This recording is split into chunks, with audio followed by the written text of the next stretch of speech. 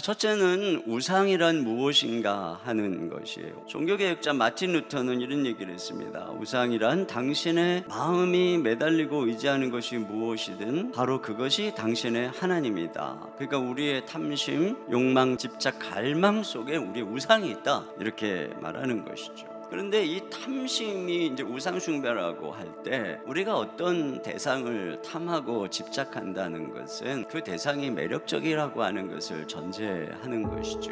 그러면 문제는 뭐냐? 거기에 우리가 두어야 될 감정 이상의 것을 둘 때 이게 문제라고 하는 것이죠. 그러니까 하나님이 허락하신 좋은 것을 궁극적인 것으로 탈바꿈시키는 것, 그러니까 존재가치 이상의 것을 부여하는 것, 이게 이제 우상숭배라고 하는 것이죠. 팀 켈러는 이런 얘기를 했어요. 우상이란 무엇이든 나에게 하나님보다 더 중요한 것이다. 하나님보다 더 크게 마음과 생각을 차지하는 것이다. 그것 없이는 살아갈 가치를 못 느끼는 것이 우상이다. 하나님만이 주실 수 있는 것을 다른 데서 얻으려고 하는 것, 이것이 바로 우상숭배라고 하는 것입니다. 자, 그러면 내가 우상을 숭배하는 증거는 뭘까? 첫째로는 뭐냐면 하루 종일 내가 가장 많이 생각하는 게 무엇인가 하는 겁니다. 그러니까 아침에 눈을 떠서 자나깨나 내 생각을 사로잡는 게 뭔가, 문득 갑자기 내가 조용한 시간이 되면 내 생각을 사로잡고 들어오는 그 생각은 무엇인가, 나로 걱정하게 하는 건 무엇이며 나로 꿈꾸게 하는 건 무엇인가, 이게 바로 이 생각 속에 우상이 있다라고 하는 것입니다.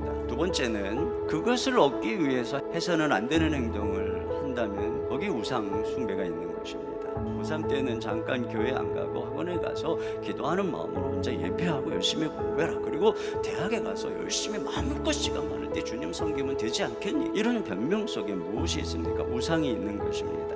세 번째로 그것을 얻지 못할 때 과도하게 괴로워하는 것입니다.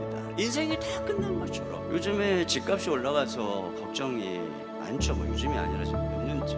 근데 여러분, 요즘 이런 시대 속에 유행하는 용어 중에 하나가 벼락거지라고 그러더라고요. 벼락거지. 그래서 벼락거지가 뭔가 하고 보니까 집 없는 사람들이 난 가만히 있었는데 주변에 집 있는 사람들이 다 집값이 올라가고 내가 거지가 됐다는 거예요. 갑작스럽게. 벼락거지. 제가 그 용어를 보면서 무슨 생각이 들었냐면 요즘 시대에는 집이 우상이다.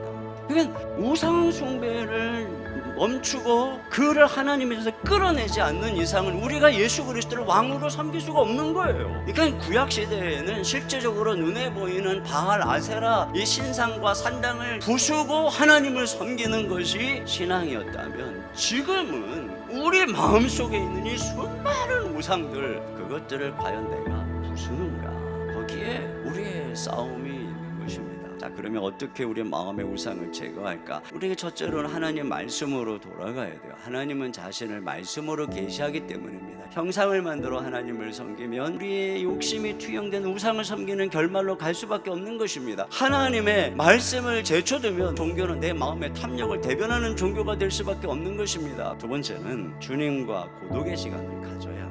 우리가 주님을 사랑하려면 주님과 나만의 시간을 가져야 되는 것이고, 이 주님과 나만의 이 고독한 시간에 이르렀을 때 비로소 하나님은 나에게 너는 내 사랑하는 자녀다, 내가 너를 기뻐한다라고 하는 음성을 듣게 되는 것이에요. 그래서 예수님께서는 그 바쁜 와중에도 새벽 미명에 일어나서 주님께 나가서 기도했던 것이고, 때로는 산에 올라가서 밤이 맞도록 기도했던 것을 알 수가 있어요. 이와 같이 하나님의 사랑의 음성을 들으려면 주님과 나만의 고독의 시간을 회복해야 돼요. 여러분, 우상의 결말은 희망입니다.